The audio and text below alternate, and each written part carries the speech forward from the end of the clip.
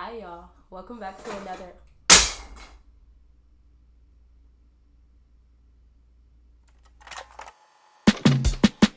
Money's mindful Monday. You know we keep it mindful, baby. Keeping it. Money's mindful Monday. Keep it mindful for me. Money's mindful Monday. Money's mindful Monday. Keep it mindful for me. Ladies and gentlemen, you are now tuning in to Money's Mindful Mondays with your host, Money. Grab a snack, sit back, and relax. The show's just getting started, so why don't you recline and open your mind as Money gets mindful. You're watching Mindful Monday, mindful Monday, mindful Monday, mindful Monday, yeah.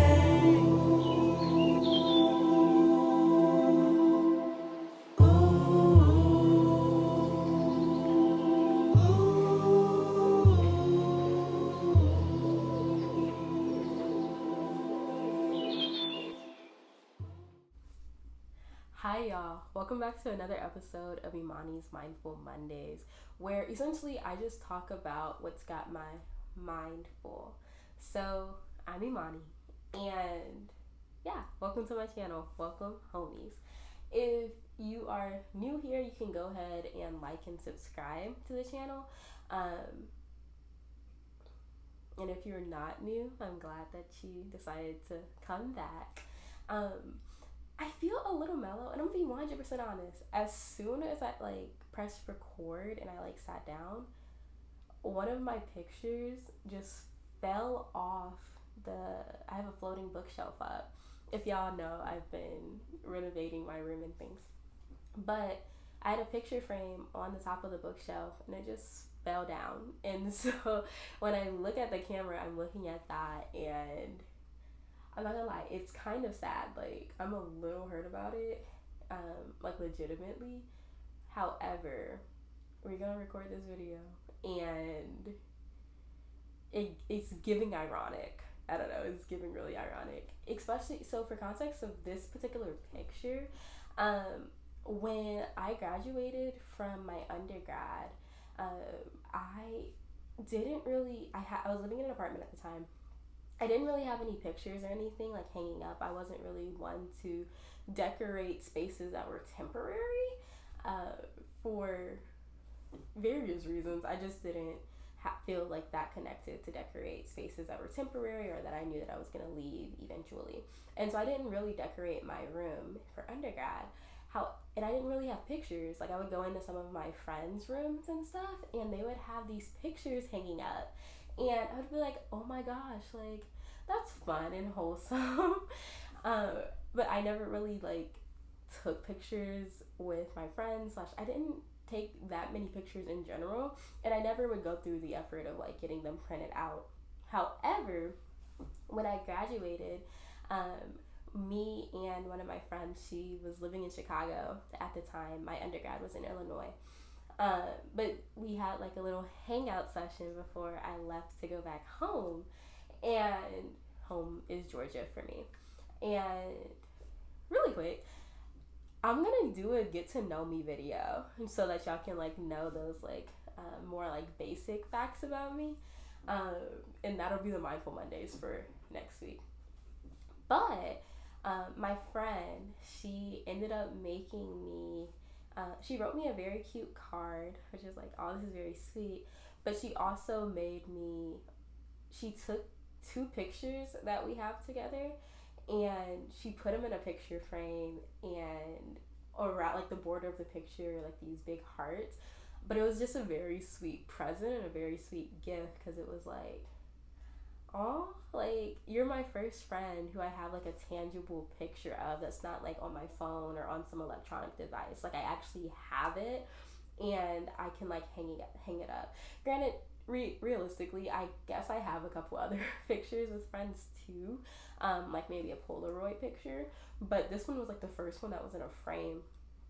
And so that's the context for that picture. Just fell off the bookshelf and I heard the glass break. Let me put my glasses on real quick. Wait 1 second. Yeah, the glass broke and part of the frame broke as well, which, drink my water. It's really sad, but it's okay. We're gonna get it fixed. So we're gonna mourn that a little bit because, geez, was not expecting that. Of course, but who expects like a picture to break? Oh, I guess unless they like they're right. But I had actually like put that picture up because, as y'all know from my decluttering episode, I actually have been decluttering my room. I finally finished. I finished decluttering my room, and yeah, I'm quite pleased with how things have gone. I've hung up a couple of like pictures from some paint and sips that I've done. I have a rug now. I arranged the things in the room, put up some in bookshelves and all the things, and so yay to decluttering. That's fun. / also yay to like renovating a space and things of that nature. What I want to talk to y'all about this week is actually this idea that like nothing is wasted. Specifically within the context of it's okay to let some things go, because the kind of intangible effects that they might have, they're not wasted. So we're just gonna hop into it.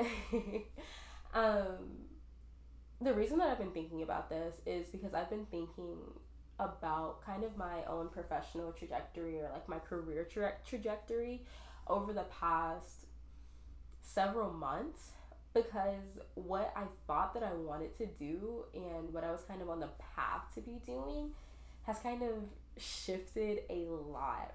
And I'm gonna take y'all back to the beginning of where that shift kind of started happening.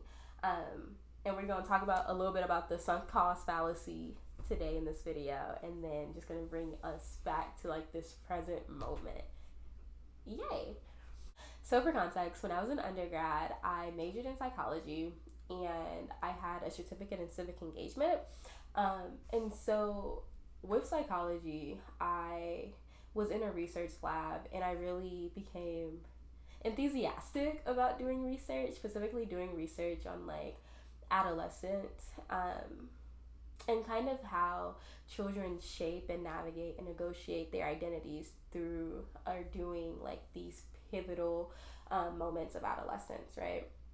And so going into like next steps, I was like, okay, I could see myself being like a counselor, or I could see myself maybe being a professor, but basically doing something where I can be using kind of my passion for youth and education and minorities, kind of like seeing how those kind of aligned, as well as just like for equity and justice, and particularly educational equity. And so when I was graduating from Northwestern, I didn't know exactly what I wanted to do next, especially not with my psychology degree. I kind of waited to the semi-last minute for deadlines, and so I didn't want to take a gap year, but I was thinking about doing grad school, and I kind of missed the deadline for doing psychology things. So I didn't decide, it was me and God had a very deep, heart-wrenching heart-to-heart, and I felt like God was telling me, go to Divinity school. And I said, Divinity school? Who? Joke. Because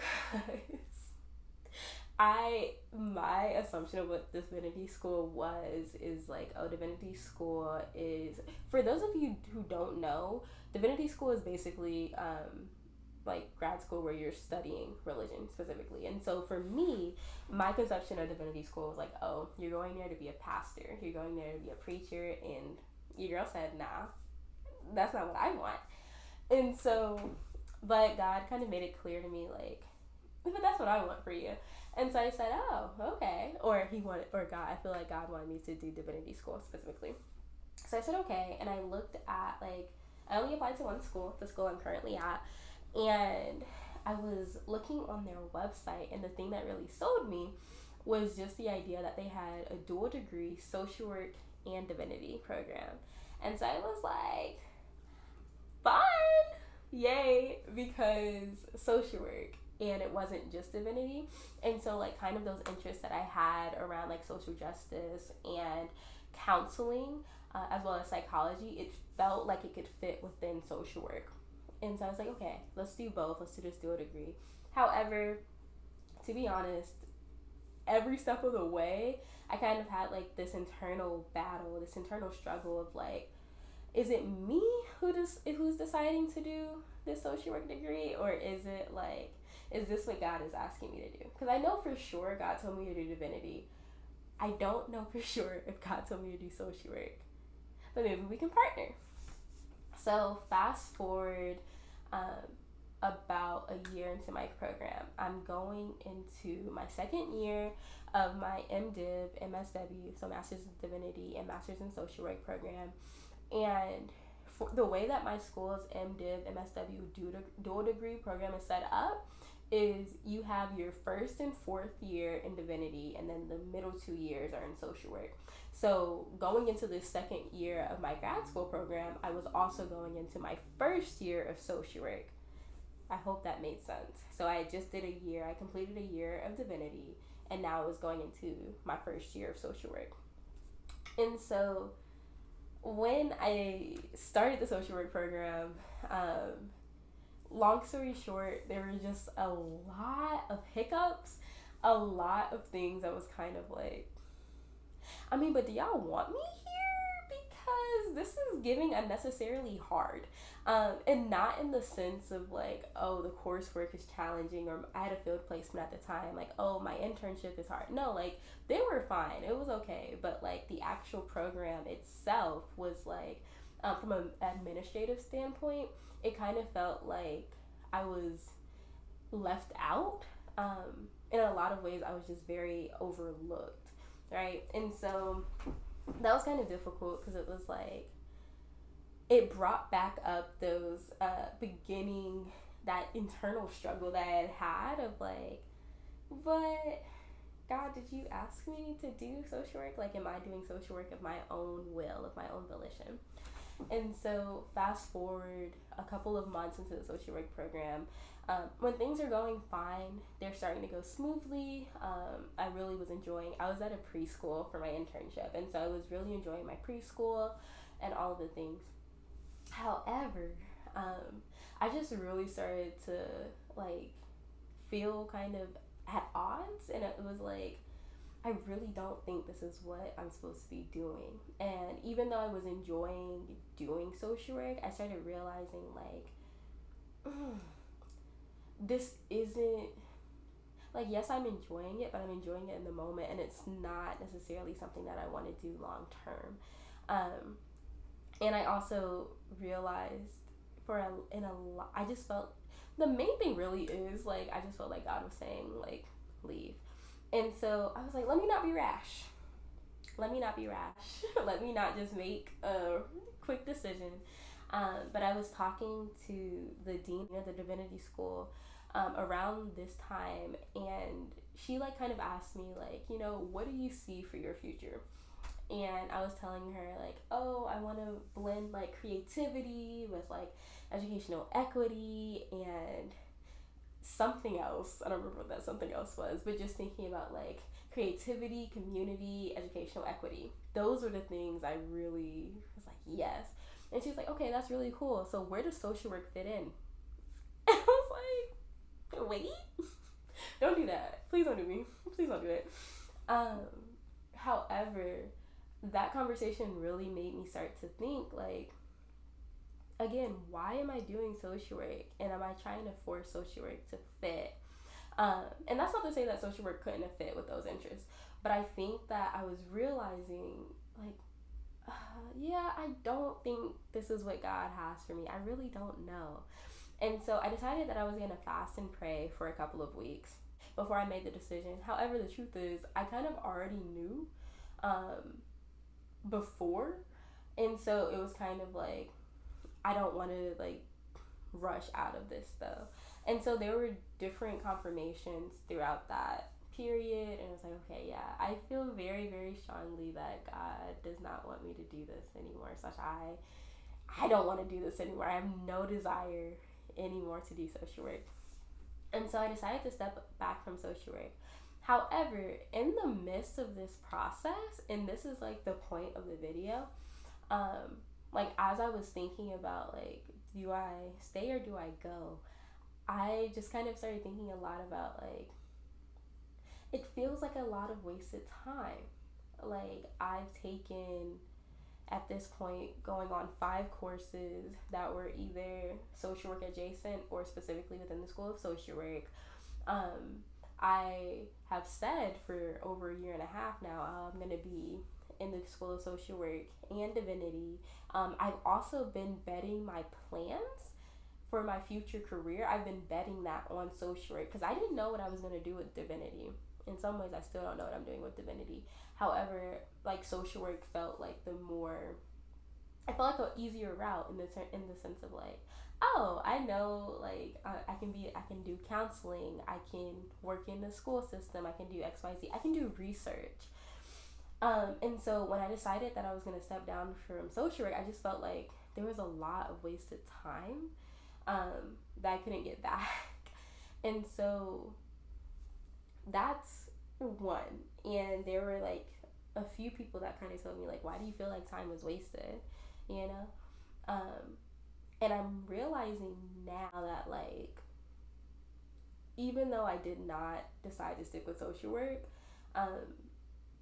one, at least I tried it, I guess. But 2, like there were various skills that I was able to really hone into. And it showed me some degree of like, oh, these are things that I know I don't want to do, but these are things that I do want to incorporate into my normal everyday life, right? And so that's like the first part of this story. That's the beginning. And so let's keep going. Let's keep walking this mile. So essentially after that, I had a loss in my family, and I decided that I wanted to kind of take a step back from basically everything. I was with 2 nonprofits. I was volunteering, and then I was working a part-time job, and I was like, let me just take a step back. All of them were related to research because, as I said, I was a research assistant in undergrad. Researching felt like one of the tangible things that I was good at. And also I was like, this is something to do. And so, however, like after the loss in my family, I decided I don't have the capacity to do this anymore. I don't have the emotional capacity. And I'm also still trying to figure and work my way through other things, right? So I decided to take a step back, and it's those research assistant positions that I've been thinking a lot about, like even more than like, oh, social work. I've been thinking about those research assistant positions because I realized over the past few weeks, like, oh, I don't want to do that at all anymore, actually. Like, I don't want to do research in the same sense, in terms of like, I don't want to be in the road to academia anymore. I don't want to be a professor. I don't necessarily want to work at a nonprofit and do research. I don't want to work at a for-profit and do research either. Like, I just kind of, I don't know. I'm in like a space of like, I don't know, but I do know. I know that I want to create content. I know that I want to do things with poetry and media. And that's much more like, entrepreneurial things are much more where like my head is currently. And so I've been thinking a lot about these things because it's been like, was I wasting time as I was doing all of this? I don't know. And the reality is like, I know now, like, no, I wasn't. Because I'm seeing that like the research, and the rigor with which I kind of confront research has been informative in terms of how I've been creating these videos. And it's also been informative in terms of like how I, like the topics I choose to pursue when I'm writing poems, how I decide to actually convey those, you know what I'm saying? And so I've been seeing like, oh, literally nothing is wasted. And so I bring all of that up to say, I was sharing with one of my coworkers at my internship over this past summer, which I was doing some level of research there too. I was an analyst. But I was sharing with one of my coworkers while I was there, like, about the degree situation and me deciding to go from doing a dual degree, master's in social work, master's in divinity program, to just a solo degree, just a master's in divinity program. And she brought up the sunk cost fallacy. And I want to bring up the sunk cost fallacy to you, in case you're kind of like, should I keep doing this thing that I don't feel like is really, like, I don't feel called to do, but I've invested into it? Should I keep doing it because I'm committed and loyal? Or should I just kind of let it go? Let's talk about it. So, looking from an economic standpoint, for context, I'm going to talk about economics just because, like, econ, cost, it, like, I like the way it goes together. But from an economic standpoint, sunk costs are costs that can't be recovered. So, essentially, you put these costs and invest them into something. For example, a project that you're working on. And these are the costs, they can't be refunded, right? Their final sale, and your money is like, you can't get the money back. These costs can be money, they can be time, they can be energy, they can be your effort. Like, these are all forms of, like, your resources that you can be investing. It can be your peace. All forms of resources that you've invested into this thing. So essentially, with the sunk cost fallacy, it's basically when you consider these sunk costs that you can no longer get back when you decide whether or not you want to pursue something and continue to work at it, or if you want to kind of just let it go and stop and change the course of action.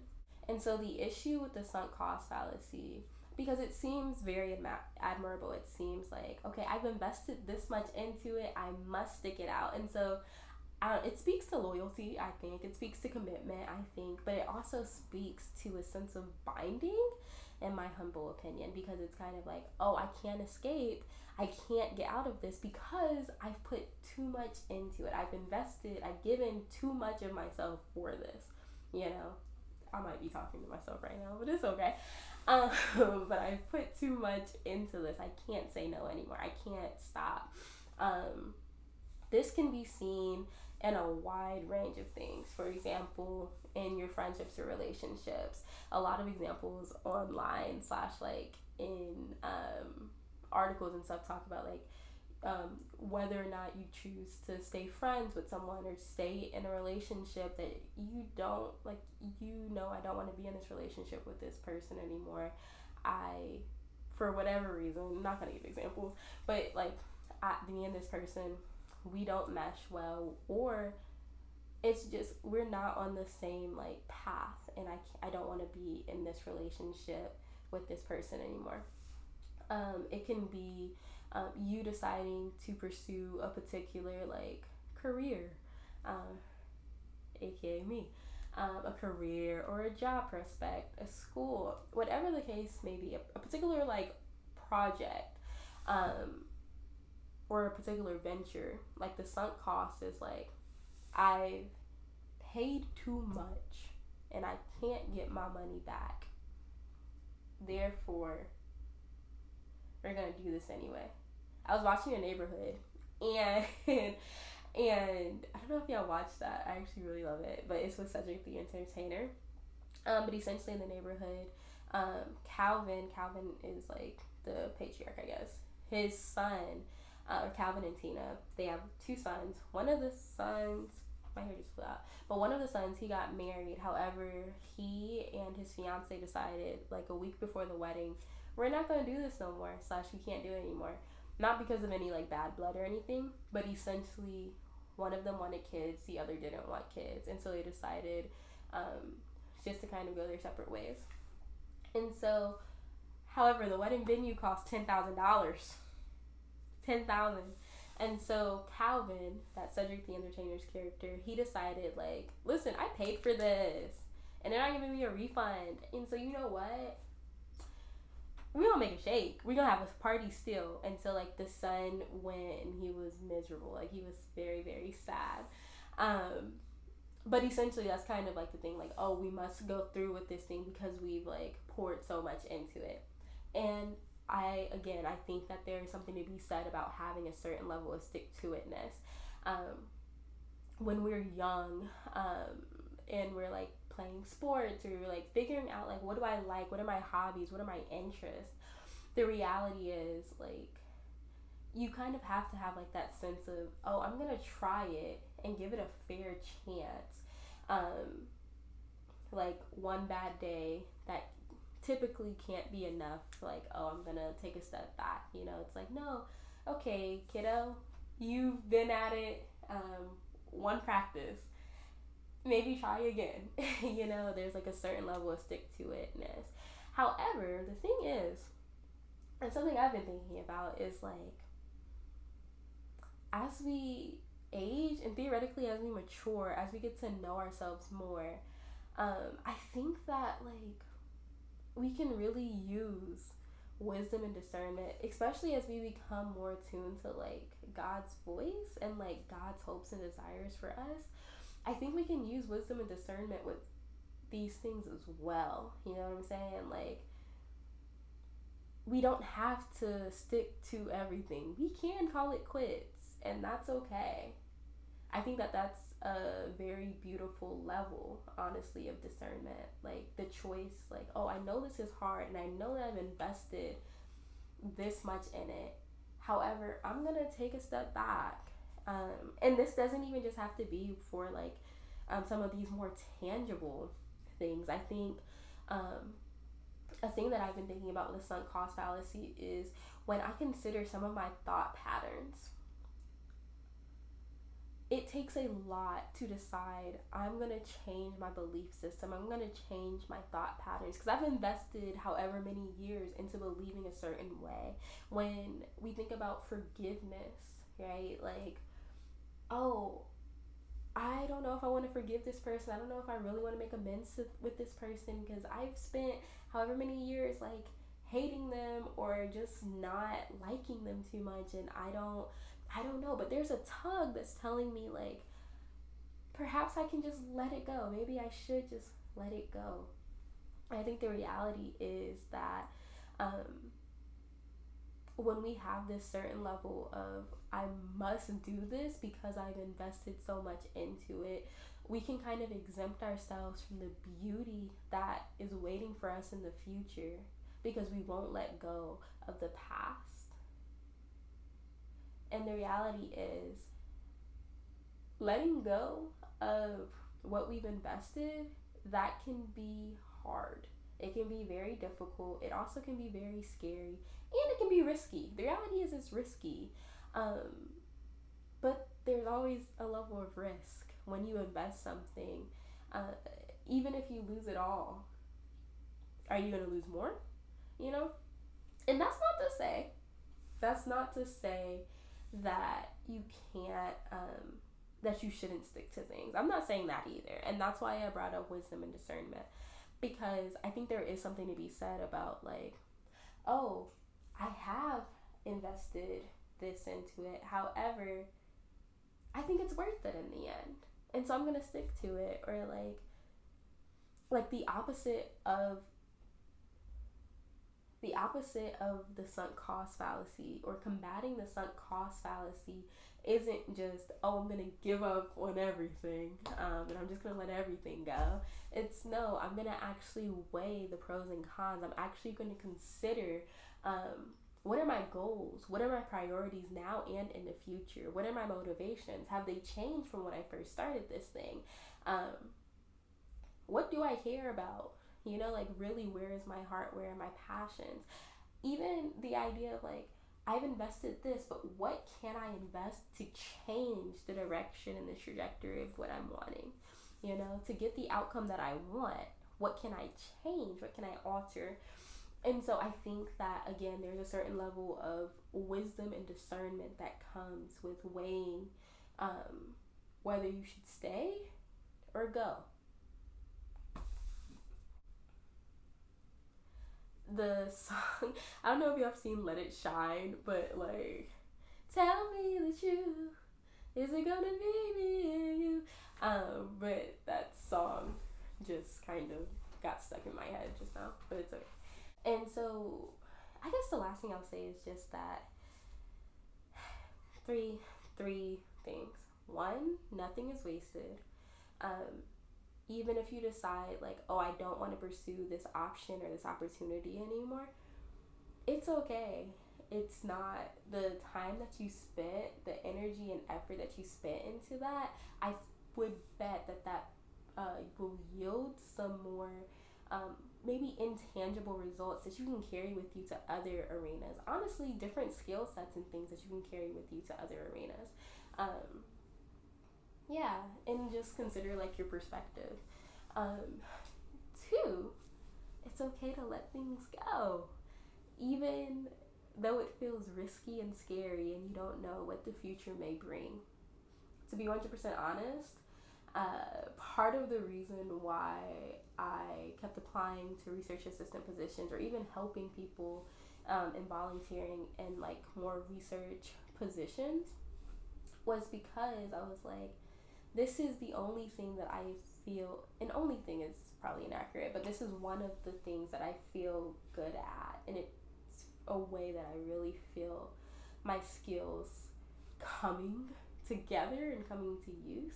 However, as I've been making this content, it's just been solidifying for me, like, that's not true. That's not true. Like, just because what you've known has been research related, or like research particularly in the world of, like, academics and things, like, because that's what you've known, that doesn't mean that that is all there is. And there are different ways that you might be able to use and hone your skills that's outside of that way that you would have previously thought, and that's okay. And so, yeah, it's okay to let go. It's okay to embrace the risk. It's really okay. It's gonna be fine. And three, just use wisdom and discernment. Yeah, I impulsive decisions, I think, oftentimes can be foolish. Not all the times, but most of the time I think impulsive decisions can be somewhat foolish. And so if you're deciding kind of like next steps on something, or if you're thinking about like your beliefs or your thoughts, or do I want to continue in this path, I would just say, like, actually take some time with God. Take some time really praying about it. Take some time weighing all of your priorities and things and see, you know what I'm saying? Like, yeah, make an informed decision and then stick to that decision too, you know? And the reality is, you can always go back. You can always change your mind. I think that's the thing. Like, you can always change your mind. You can, if you decide, like, oh, this didn't work for me, you can, it's okay to reverse. I think it takes humility to be like, oh man, I was wrong, but why not try, you know? Okay, but yes, that's the end of this video. I feel like we went I had a script originally, y'all. I said I'm gonna start making scripts for these videos, and then one, the picture fell. Two, I decided kind of after that, like, I don't want to stick to this script because the script was just about the sunk cost fallacy.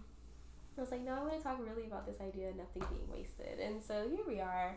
I hope that was helpful for y'all. Let me know if there is something in your life that you're really like trying to discern about. Let me know. Also, if y'all have any prayer requests, y'all can feel free to put that in the comments or just message me, and I'll pray for you too. I need to wash my hair and comb it out. Nevertheless, that's all. Thanks for joining me for Mindful Monday. I will see y'all next week for the season finale, where I just tell y'all a little bit about me. And yeah, enjoy. Bye, y'all. And yeah, like and subscribe. Yeah. Imani's Mindful Monday. Imani's Mindful Monday.